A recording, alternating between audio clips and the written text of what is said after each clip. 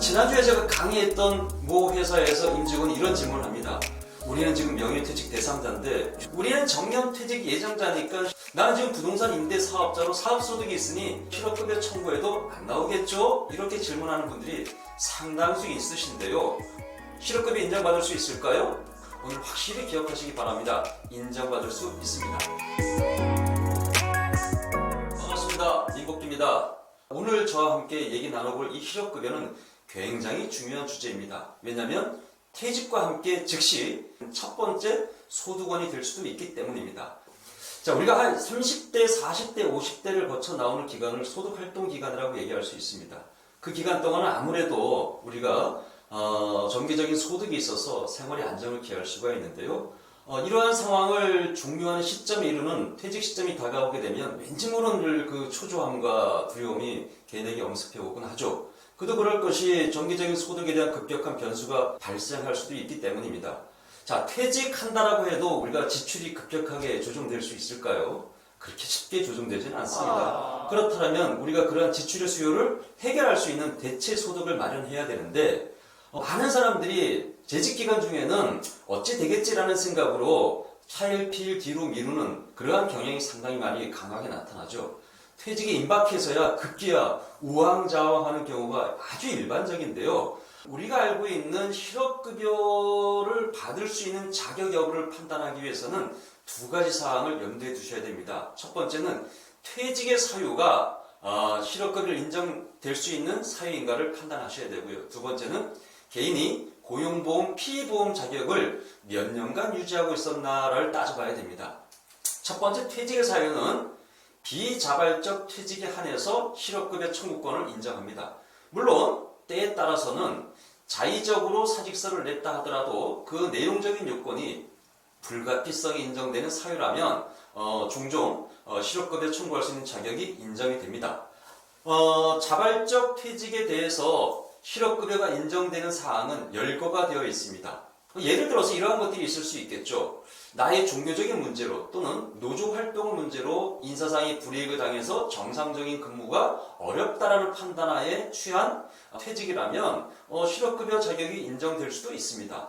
때에 따라서는 성적 수치심을 느낄 그러한 상황에 개인이 놓여 있어서 정상적인 근무가 어렵다라는 이유가 인정되게 되면 실업급여 사유가 인정될 수도 있습니다. 이러한 불가피성이 인정되는 사유일 경우에는 자발적 퇴직도 실업급여 인정이 될 수도 있으니 고용보험 홈페이지에서 한번 살펴보는 것도 상당히 유의미할 듯합니다. 여러분들 어떻게 생각하십니까? 명예퇴직, 실업급여 인정받을 수 있을까요? 그럼 정년퇴직은 어떨까요?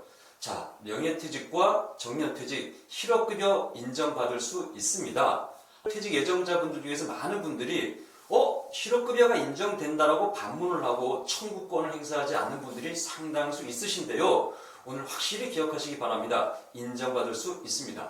자, 다만 명예퇴직인 경우에는 몇 가지 요건을 충족해야 되는데요. 첫 번째, 회사의 사정상 경영에 합리화로 불가피한 이유로 인원 감축을 해야 될 경우가 있어야만 인정이 되는 거고요. 그 다음에 인원 감축의 방법으로 취하는 희망퇴직이라야만 실업급여가 인정이 됩니다. 또는 희망퇴직자가 없을 시에는 응당한 후속 조치가 예견되어서 어쩔 수 없이 불가피하게 명예퇴직 신청을 해야 되는 경우에는 실업급여를 청구할 수 있습니다. 이런 사항이 아니라 개인이 뭔가 희망퇴직을 한다거나 일부 대상자에게만 국한된 희망퇴직은 실업급여 대상에 포함되지 않을 수도 있으니 이 점 유의하시기 바랍니다. 자, 그러면 우리가 퇴직의 사유와 함께 고용보험, 피보험 자격 유지기간이 상당한 중요한 변수라고 말씀을 드렸는데요. 청구권을 인정받기 위해서는 고용보험, 피보험 자격을 몇 년간을 유지하고 있어야 될까요? 퇴직 전 18개월 중에서 통상 180일 이상만 고용보험을 가입하고 있는 대상자라면 우리는 실업급여를 청구할 수 있습니다. 여기서 통상이 상당히 중요한데요. 최종 퇴직한 회사에서 180일이 아니라 18개월 중 몇몇 개 회사를 다녔든지 간에 개별 회사에서 고용보험을 유지한 기간의 합산한 기간이 180일 이상이면 우리가 실업급여를 인정할 수 있는 고용보험 자격기간이 됩니다. 자, 그러면 퇴직의 사유도 충족하고 고용보험 자격을 유지하는 기간도 충족한 개인이라면 어느 정도의 실업급여를 수급할 수 있는가, 기간에 대한 문제가 상당히 민감한 변수가 되겠죠. 수급기간을 결정하는 것은 딱 두 가지를 살펴봅니다. 첫 번째는 퇴직 시점의 개인의 연령을 따집니다. 두 번째는 그 개인이 고용보험을 몇 년간 유지했는가를 기준으로 반영합니다. 예를 들어서 50세 이상의 개인이 고용보험을 10년간 유지한 상태라면 현행 270일까지 우리가 고용보험을 수급할 수가 있습니다. 이렇듯 개인의 연령과 고용보험 가입기간을 따져서 120일에서 270일까지 고용보험 관련된 수급권을 인정받을 수 있습니다. 자, 그러면 이 기간 동안 그 개인들에게 지급하는 금액은, 구직급여는 어떻게 결정되는가? 상당히 민감한 이슈겠죠.